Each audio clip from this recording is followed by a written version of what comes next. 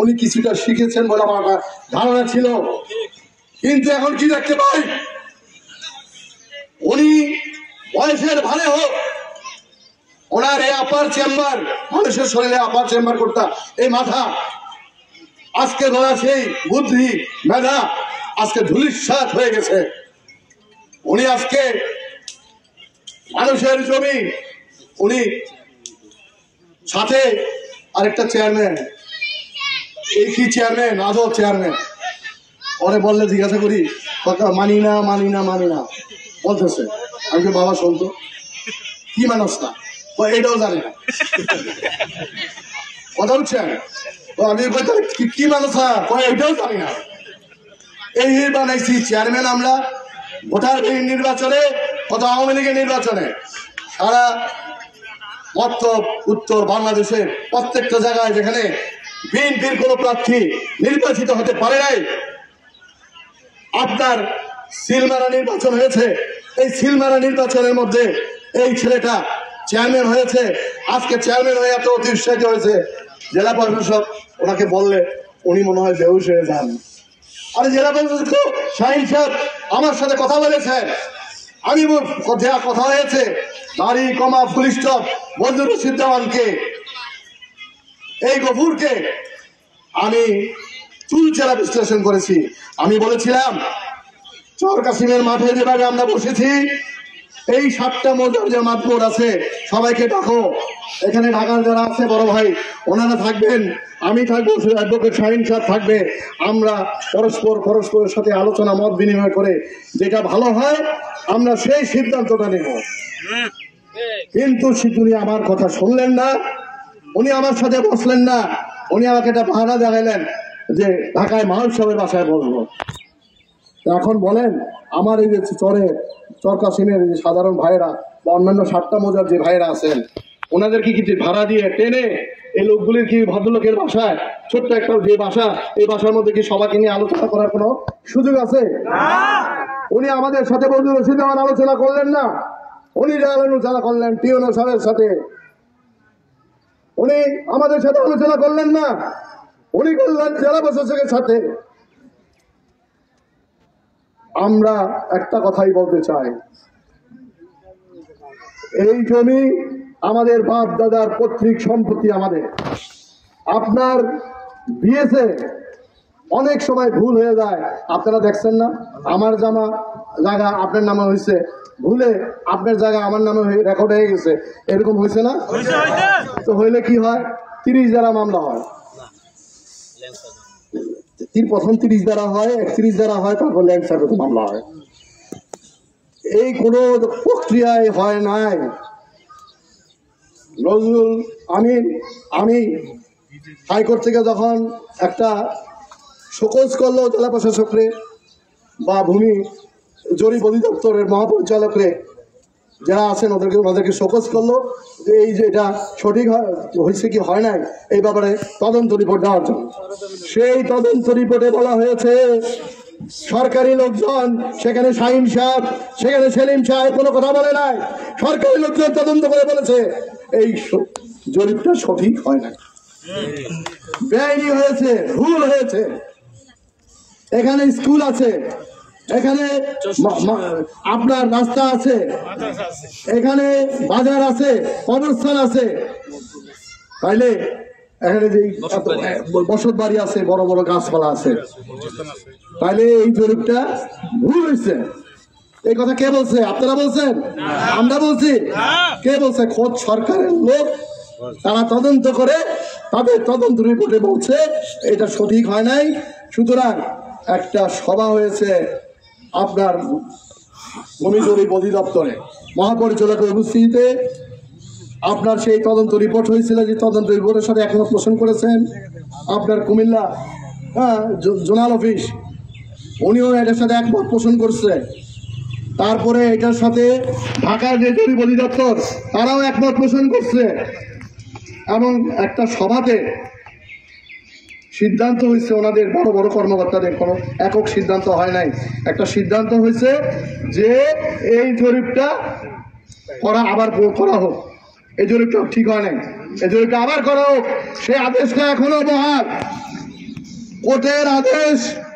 এই জমিগুলোর উপরে ইনজাংশন জারি করা আছে। আমি জানি না আমরা অনেক ধৈর্যের সীমা অতিক্রম করেছি কিনা। ওনাদেরকে বারবার এই হাইকোর্টের কাগজটা দেখায়। বাংলাদেশের প্রেসিডেন্ট, প্রধানমন্ত্রী, কোনো কর্মকর্তা নাই, কোনো নাগরিক নাই এদেশের যে নাগরিক যে আমার কোর্টের আদেশ ভাইলেট করেন এই শক্তি কারণ নাই। অথচ এই জেলা প্রশাসক সাহেব, ওনাকে বারবার বুঝাতে চাচ্ছি, উনি তো অনেক পরিপক্ক লোক, না তাহলে তো উনি জেলা প্রশাসক হইতেন না। কিন্তু বারবার ওনাদেরকে দেখেছি, এর আগের জেলা প্রশাসককে দেখেছি, অ্যাডভোকেট শাহিন, আমরা যখন আলোচনা করি ওনারা সময় নেয় যে আমরা ঢাকা যাই, আলোচনা করে আপনাদেরকে জানাবো। কিন্তু একটা মিটিংয়ের সিদ্ধান্ত ওনারা জানায় নাই এখন পর্যন্ত। আমরা যে প্রশ্নগুলি করেছে সেই প্রশ্নগুলির সাংবাদিক ভাইরা, আপনারা সমাজের বিবেক, এই কথাগুলি আপনারা তুলে ধরবেন। ওনারা একটা রিপোর্টও, ওনারা আমাদের সাথে যে কথাবার্তাগুলি হয়েছে কোন প্রশ্নের ওনারা সদুত্তর দিতে পারে না। তাইলে ওনারা পুনরায় জরিপ করতে বলছেন। গত বছর ফান্ড ছিল না, অল্প ফান্ড ছিল, যার কারণে এই জরিপটা হয় নাই। জরিপ কর্মকর্তারা আমাদেরকে জানিয়েছে নাকি, আর ডিজিটাল জরিপ ছাড়া গতবার জরিপ বন্ধ রাখছে, এই জন্য জরিপ হয় নাই। এই বছর ডিজিটাল জরিপ যদি হয়, জরিপ হবে। আমাদের মালিকানা ফিরিয়ে দেন। সিএস অ্যাসেটে আমরা মালিক বারবার দাবি করছি। সিএস আছে আমরা মালিক, বিএসএ যদি ভুল হয় এটা তো সংশোধনযোগ্য, এটা তো সংশোধনযোগ্য। বিএস আমার তো আপনার নামে উঠতে পারে, আপনার জেলা প্রশাসক যেহেতু আপনি, আমি তো চ্যালেঞ্জ করে বলবো, আপনি যে একের খতিয়ানে উঠছেন এটা তো বাদ হয়ে গেছে। আপনার যখন এই 7 রাস্তার মোড়ে ভূমি অফিস থেকে জমা বলছে এটা সঠিক হয়নি, আপনার যেটার বলে মালিকানা দাবি করেন, একের খতিয়ানে যেটা দাবি করেন এইটাই তো নাই, এইটাই তো আপনার বাতিল করে দিচ্ছে। এটা যদি বাতিল করে থাকে নতুন করে জরিপ হবে, আমরা মালিক হব। আমি আপনাকে আরেকটা কথা বলতে চাই যে আপনার চায়নার এই লোকগুলি যদি ছিল, সাংবাদিক ভাইরা আপনারা লিখবেন, এই চায়নার লোকেরা যদি ছিল তারাও বুঝে না। আপনার ঘরের, আমার স্ত্রীকে আমি যত আলতা, লিপস্টিক, পাউডার, স্নো ক্রিমই লাগাই না কেন, আমার বউর মালিক কিন্তু অন্য কেউ না, আমার বউর মালিক কিন্তু আমি। সুতরাং এই ভূমির মালিক, আপনি যদি ইন্ডাস্ট্রি করেন, শিল্প করেন, আমি সেদিন মিটিংয়ে আমি বলেছিলাম, আমার জায়গায় যদি আপনি 10 তলা বিল্ডিং করেন, এই 10 তলা বিল্ডিং এর মালিক আপনি হবেন না, এই 10 তলা বিল্ডিং এর মালিক হবো আমরা, জনগণ হবে। যেহেতু জমির মালিক আমরা, তারপর আমি বলবো যে পায়ে পাড়া দিয়ে ঝগড়া করতে আসবেন না। এদেশের মানুষ ভদ্র, অমায়িক, ধৈর্যশীল। যদি পায়ে পাড়া দিয়ে ঝগড়া করতে আসেন, আমরা তো আপনাকে অনেক সম্মান দেখিয়েছি, চরে স্তরে নিয়ে আপনাকে সম্মানে ভূষিত করেছি, প্যান্ডেল করেছি, সুন্দরভাবে আপনাকে বরণ করেছি। প্রোগ্রামটা আমরাই করে দিয়েছি আপনাকে, আপনার প্রোগ্রাম আমাদের অর্থ স্বার্থে করে আপনাকে সম্মানিত করেছি। আপনি আমাদের মাথার তাজ, আপনাকে সম্মান করি, কিন্তু আইনের লোক হয়ে বেআইনি কাজ করতে যাবেন না। আইনের লোক হয়ে বেআইনি কাজ করবেন না। আমি আমার উকিলের সাথে যখন বলেছি, হাইকোর্টে গিয়েছিলাম আমি, এর মধ্যে ওনারা যখন এখানে চা গাছ লাগায়, আমার এখানে তো আলু জমি হয়, ওনারা গরু পালবেন, আমরা তো গরু পালি, এখান থেকে টাকা নিয়ে, এই চায়ের টাকা নিয়ে চায়না নিয়ে যাবেন, আর আমরা আলু খেতি করে আমাদের ছেলেরা আজকে টাকা পয়সার মালিক হবে, শিল্পপতি হবে। আপনার কেন হায়ার করে আপনার চায়নার থেকে লোক আনে আমাদেরকে বঞ্চিত করছেন, আমার বোধগম্য না। সুতরাং যদি লড়াই করতে হয়, লড়াইয়ের জন্য আমরা প্রস্তুত আছি। আপনারা যে ভাষায় কথা বলবেন আমরা সেই ভাষায় জবাব দেব। আমরা সর্বোচ্চ ধৈর্যের পরিচয় দিতে চাই, আপনাদেরকে শ্রদ্ধা করতে চাই। শ্রদ্ধাবোধ হারিয়ে ফেলবেন না। আপনি আমি কেউ আইনের ঊর্ধ্বে না। আইন আপনার জন্য, আইন আমার জন্য। আপনি আইনের ঊর্ধ্বে হবেন না। আপনি যে ভাওতাবাজি করে আজকে মালিকানা ঠিক না করে আপনি জেলা পরিষদ যেখানে মালিক না সেখানে আপনি বেজার নামে কিভাবে দলিল করে দেন? আপনি কিভাবে বেজার সেই জমির মালিক হবে? আপনি, আমি তো মনে করি বেজার সাথেও আপনি সঠিক করেন নাই, আর চায়নারও সাথে সঠিক করেন নাই। আপনার লেখনের মধ্যে বলবেন এই জমির মালিকানা নিয়ে সাংবাদিক ভাইরা বলেন যে আপনারা চায় না, যদি আপনারা লিখে দেও এই সম্পত্তি যদি আপনারা যদি আমাদের মালিকানা ঠিক না হয় তাহলে আপনার মালিকানাও ঠিক থাকবে না। সুতরাং বক্তৃতা করবো না, একটা কথাই বলবো, আমরা সবাই চরবাসী।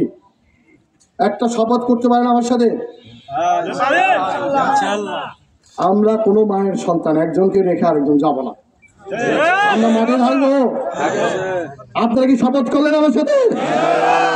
এই সম্পদ, এই মাটি আমাদেরকে রক্ষা করতে হবে, না হলে পরে আজকের এই যে চরকাসিমের বকাল বাড়ি, ওই বাঁশঝড়ের খায় বাড়ি, ব্যাপারী বাড়ি, সয়াল বাড়ি, মুন্সি বাড়ি, কোনো বাড়ি থাকবে না। এগুলি হবে বিদেশি নামে পরিচিত। আমরা কারো কর্মচারী না হয়ে আমরা দেশের মালিক। আমরা এদেশের মালিক হয়ে বসবাস করতে চাই। আমরা কারো কর্মচারী হয়ে এদেশে আমরা বাঁচতে চাই না। এই বলে আমি আমার বক্তব্য শেষ করছি। সবাই ভালো থাকবেন, সুস্থ থাকবেন। আমার সাথে দুইটা স্লোগান দেন। নারায়ে তাকবীর, নারায়ে তাকবীর। আমি বলবো যে আমাদের জমি, আমাদের জমি, আপনারা বলবেন রক্ষা করো, রক্ষা করো। আমাদের জমি, আমাদের জমি, আমাদের জমি, আমাদের জমি। সবাইকে ধন্যবাদ জানিয়ে আমি বক্তব্য শেষ করছি। খুদা হাফেজ, আসসালামু আলাইকুম।